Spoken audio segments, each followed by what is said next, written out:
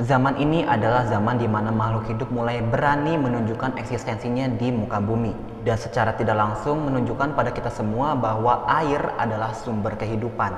Di setiap periodenya makhluk hidup terus-menerus mengalami perkembangan dan perjalanan yang sangat panjang sampai bisa berbentuk seperti yang kita lihat di masa sekarang ini.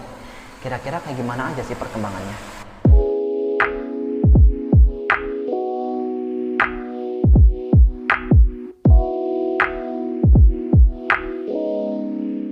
Hai, nama aku Rizky, aku peminat sejarah tapi aku bukan ahli sejarah. Di video-video sebelumnya kita udah sama-sama cari tahu tentang sejarah penciptaan alam semesta dan sejarah perkembangan planet bumi. Sebelum nonton video ini, make sure kamu udah nonton dua video ini, sejarah penciptaan alam semesta dan sejarah planet bumi. Supaya kedepannya relate dan pembahasannya nggak ngebingungin, oke? Tapi nggak apa-apa, di video ini aku bakal kasih sedikit rangkuman soal video sebelumnya. Dimana di video sebelumnya aku udah sempat bahas kalau eon itu kebagi jadi dua, yaitu eon Prakambrium dan eon Phanerozoikum. Nah, seperti yang udah kita sama-sama ketahui di video sebelumnya, kalau sejarah bumi itu dibagi jadi beberapa bagian. Cara mengetahui urutan dari sejarah bumi itu adalah dengan skala waktu geologi. Skala waktu geologi ini kebagi jadi beberapa bagian. Nah, yang pertama adalah eon, yang kedua era, yang ketiga periode, dan yang keempat kala. Nah, si eon ini kebagi jadi beberapa era kebagi jadi beberapa periode, dan periode kebagi jadi beberapa kala. Dalam skala geologi itu eon ada dua. Yang pertama eon Prakambrium yang udah dibahas di video sebelumnya, dan yang kedua adalah eon Phanerozoikum. Di video kali ini kita bakal sama-sama cari tahu tentang eon Phanerozoikum. Oke, let's go.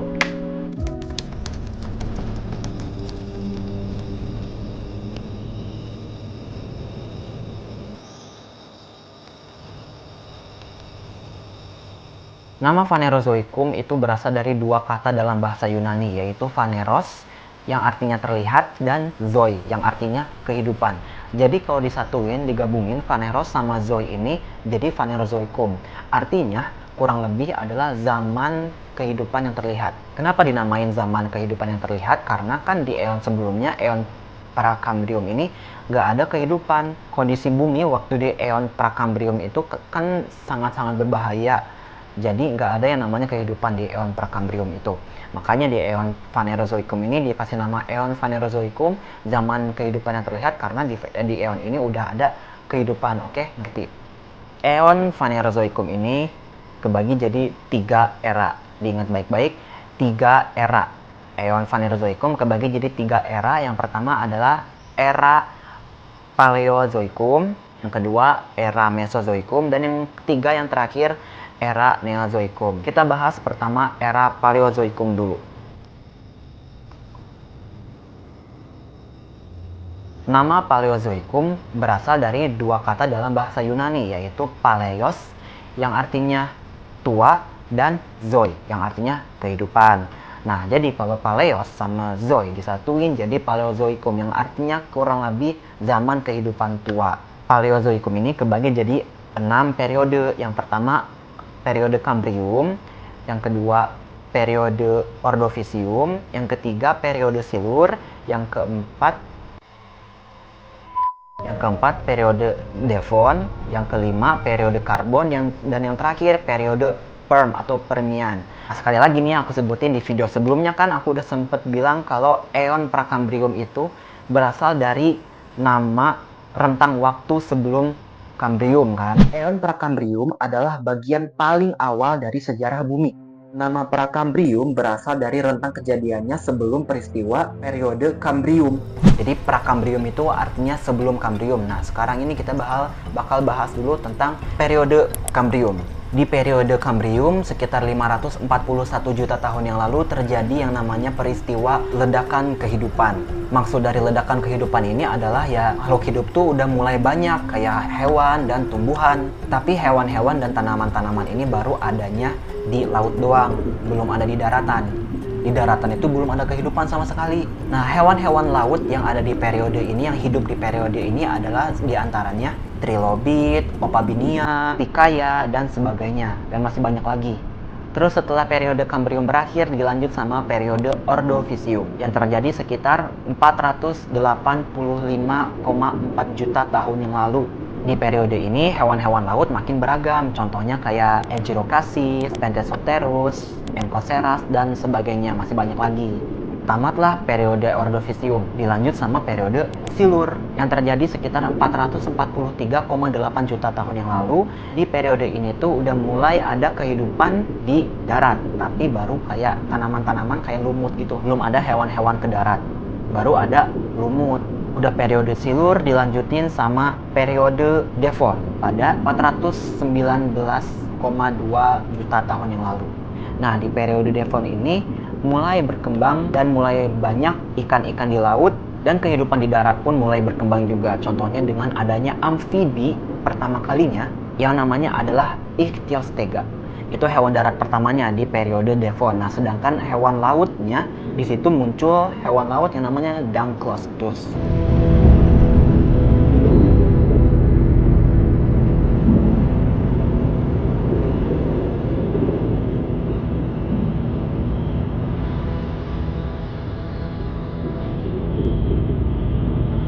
Kemudian setelah periode Devon berakhir, dilanjutlah dengan periode Karbon yang terjadi sekitar 358,9 juta tahun yang lalu. Kehidupan amfibi mulai terus berkembang nih. Begitu pula dengan kehidupan di laut. Sedangkan di darat akhirnya muncul reptil pertama yang namanya Hylonomus. Hylonomus ini munculnya pada Karbon awal. Bentuknya itu nggak jauh beda sama kadal zaman sekarang, dan panjangnya itu 20-25 cm. Sedangkan pada periode Karbon akhir, hidup reptil yang ukurannya lebih besar, namanya Edaphosaurus. Informasi tambahan nih, walaupun namanya Edaphosaurus, tapi ternyata dia itu nggak termasuk ke spesies dinosaurus. Edaphosaurus ini lebih dekat ke mamalia, sedangkan dinosaurus itu lebih dekat ke reptil. Dan periode yang terakhir pada era Paleozoikum ini adalah periode Perm atau Permian yang berlangsung sekitar 298,9 juta tahun yang lalu. Pada periode ini, spesies makhluk hidup terutama hewan terus-menerus tambah banyak dan berkembang biak. Reptil-reptil juga nambah terus, dan di periode ini, di periode Perm ini terjadilah pembentukan superbenua yang namanya superbenua Pangea, atau kalau dalam bahasa Inggrisnya disebutnya Pangaea Supercontinent. Salah satu hewan reptil yang hidup pada periode Perm ini namanya Dimetrodon, dan bentuknya itu hampir mirip sama Edaphosaurus yang hidup di periode Karbon akhir. Dimetrodon sama Edaphosaurus ini bentuknya hampir mirip, sama-sama punya layar di punggungnya, tapi yang ngebedainya adalah ukuran. Layar Dimetrodon itu lebih tinggi dan kepalanya lebih besar, sedangkan Edaphosaurus layarnya lebih pendek, sedikit agak pendek, dan kepalanya kecil. Dan fun fact-nya, reptil-reptil yang hidup pada periode Perm ini adalah cikal bakal dan nenek moyangnya dinosaurus yang hidup di zaman berikutnya. Itulah tadi era Paleozoikum yang udah kita bahas sama-sama. Setelah era Paleozoikum, yang kedua adalah era Mesozoikum.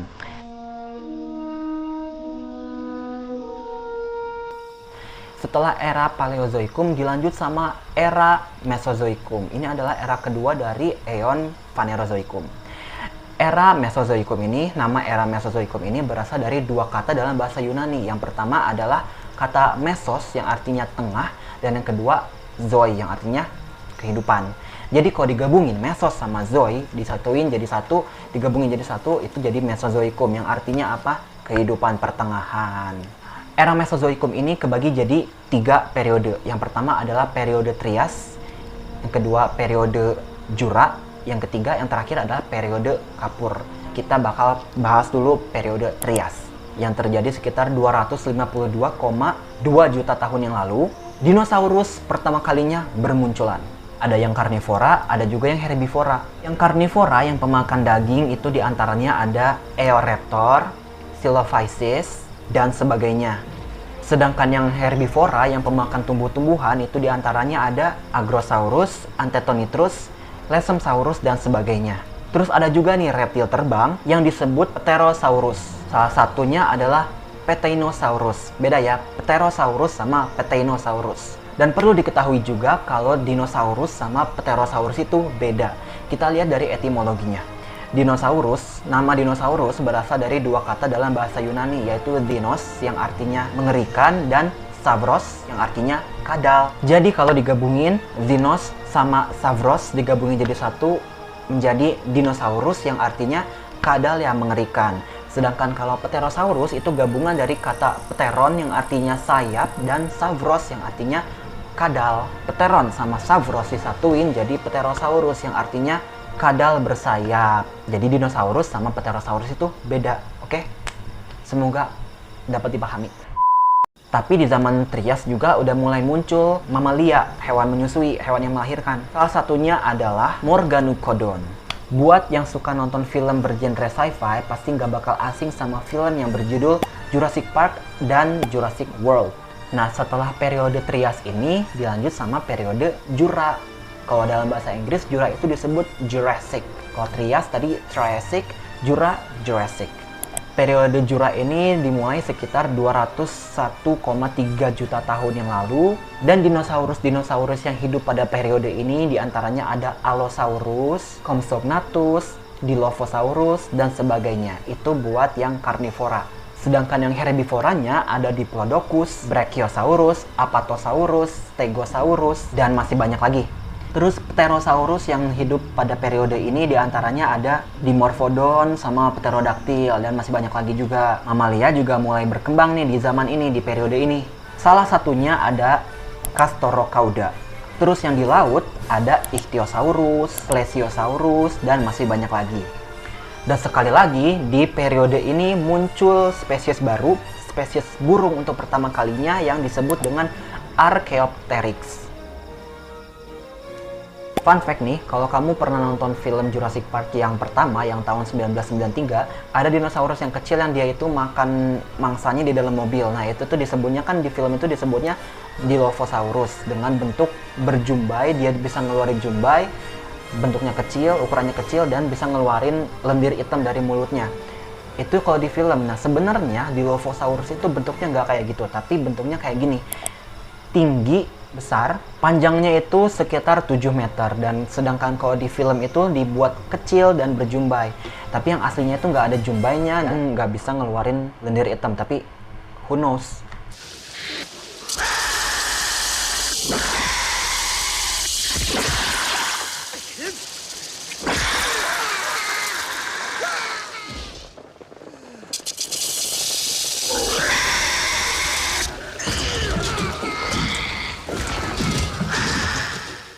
Oke, kita lanjut, dan era Mesozoikum ditutup dengan munculnya atau dimulainya periode Kapur atau dalam bahasa Inggris Cretaceous yang terjadi sekitar 145 juta tahun yang lalu.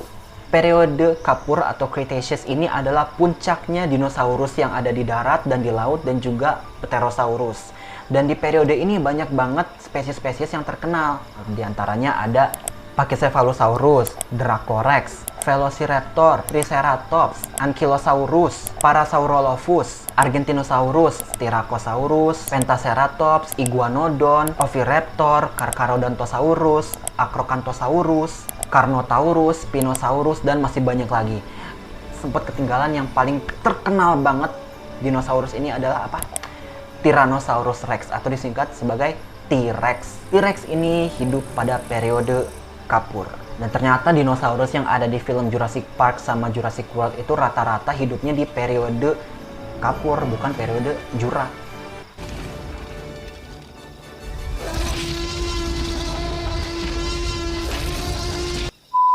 Tadi itu kan dinosaurus-dinosaurusnya. Nah, ini ada juga Pterosaurus yang hidup di periode Kapur ini. Diantaranya ada Pteranodon, Quetzalcoatlus, Nyctosaurus, Cryodrakon, Tropeognathus, Tupandactylus, dan sebagainya. Sedangkan dinosaurus yang di airnya itu ada Mosasaurus, Elasmosaurus, terus mamalianya ada Sinodelphis, dan lain-lain. Sampai akhirnya kehidupan pada era Mesozoikum ini berakhir, lebih tepatnya pada periode Kapur, karena mengalami kepunahan massal, di mana sebuah asteroid menghantam bumi di wilayah Yucatan, Meksiko. Ledakan itu akhirnya menyebabkan perubahan iklim yang sangat ekstrim dan mengganggu rantai makanan. Dan akhirnya tamatlah sudah era Mesozoikum, berakhir di periode Kapur. Skala waktu geologi dilanjutkan dengan mulainya era Kenozoikum. Nama era Kenozoikum atau Neozoikum ini berasal dari dua kata dalam bahasa Yunani, yaitu yang pertama, Kenozoikum itu berasal dari kata kainos yang artinya baru dan zoi yang artinya kehidupan. Sedangkan Neozoikum berasal dari kata neos yang artinya baru juga dan zoi yang artinya kehidupan. Jadi kalau kainos atau neos digabungin sama zoi itu digabungin jadi Kenozoikum atau Neozoikum dan artinya menjadi zaman kehidupan baru atau zaman kehidupan muda. Era Kenozoikum ini kebagi jadi 3 periode. Yang pertama periode Paleogen, dan periode Paleogen ini kebagi jadi 3 kala. Yang pertama adalah kala Paleosen. Kala Paleosen ini terjadi sekitar 66 sampai 56 juta tahun yang lalu. Di kala Paleosen ini, banyak spesies baru yang berevolusi untuk mengisi kekosongan ekologis yang ditinggalkan oleh dinosaurus dan organisme lain yang sudah punah. Mamalia pun mulai berkembang dan mendominasi dalam berbagai bentuk serta ukuran. Udah ada yang kecil dan udah ada juga yang besar. Binatang yang hidup pada kala Paleosen ini salah satunya adalah Titanoboa, yaitu ular raksasa pada zamannya yang panjangnya mencapai 14 meter atau 47 kaki. Nah itu tadi kala yang pertama pada periode Paleogen, yaitu kala Paleosen. Yang kedua adalah kala Eosen. Sekitar 56 juta tahun yang lalu, hewan-hewan modern seperti primata ini mulai bermunculan.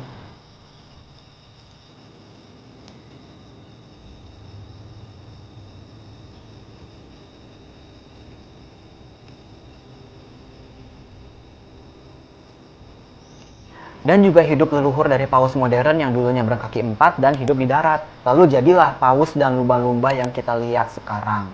Kala yang ketiga atau yang terakhir pada periode Paleogen ini adalah kala Oligocene, yang terjadi sekitar 33,9 juta tahun yang lalu.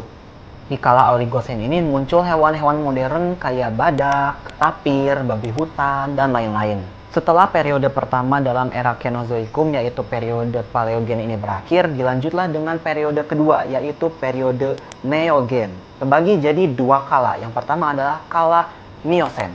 Kala Miocene ini terjadi sekitar 23 juta tahun yang lalu, di mana gajah purba, yaitu mastodon dan mamut, hidup pada kala ini. Pada kala Miocene akhir, muncullah manusia purba di Afrika.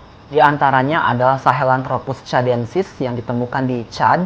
Terus ada Ororin tugunensis yang ditemukan di Bukit Tugen di Kenya, dan sebagainya.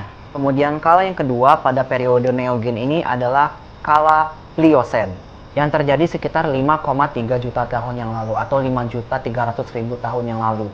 Di mana manusia mulai hidup dan berkembang, muncul juga spesies manusia yang namanya Homo habilis, yang ditemukan di Olduvai, Tanzania. Akhirnya periode Neogen berakhir, dilanjutlah dengan periode terakhir, yaitu periode Quarter.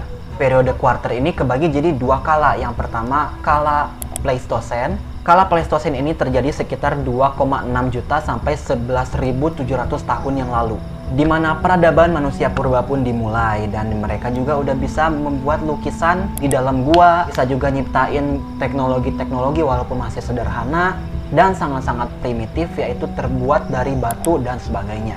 Setelah kala Pleistocene dilanjutlah sama kala Holocene yang dimulai sejak 11.700 tahun yang lalu, di mana manusia mulai menciptakan peradaban-peradaban yang makin maju dari peradaban kuno sampai peradaban detik ini. Jadi kita semua hidup pada kala Holocene, periode Quarter, era Kenozoikum, dan Eon Phanerozoikum. Di kala inilah kita hidup. Kala Holocene terjadi sejak 11.700 tahun yang lalu sampai detik ini. Oke, itulah tadi pembahasan tentang sejarah planet bumi yang bisa aku sampaikan ke kamu. Gimana? Agak pusing ya sama pembagian-pembagian periodenya, itu banyak banget. Memang agak belibet, agak pusing, tapi terlepas dari itu seenggaknya kita tahu kalau perkembangan bumi dan kehidupan di bumi ini mengalami perjalanan yang sangat panjang. Ternyata memang benar air itu sumber kehidupan. Karena apa? Karena kehidupan di muka bumi ini pertamanya berawal di air dulu, baru ke darat. Dari darat pun terus-menerus bermunculan makhluk-makhluk hidup sampai muncullah kita semua manusia di detik ini. Kira-kira segitu aja dulu yang bisa aku sampaikan di video ini. Kalau misalnya ada kesalahan informasi, ada jelasan yang kurang bisa dipahami, ada salah-salah penyebutan, aku minta maaf, boleh banget komen di bawah. Terima kasih banyak udah nonton video ini sampai akhir. Kalau kamu suka video ini jangan lupa like, comment, subscribe, dan juga share ke teman-teman kalian supaya kita bisa sama-sama menambah wawasan ilmu sejarah dunia. Akhir kata, see you later and bye-bye.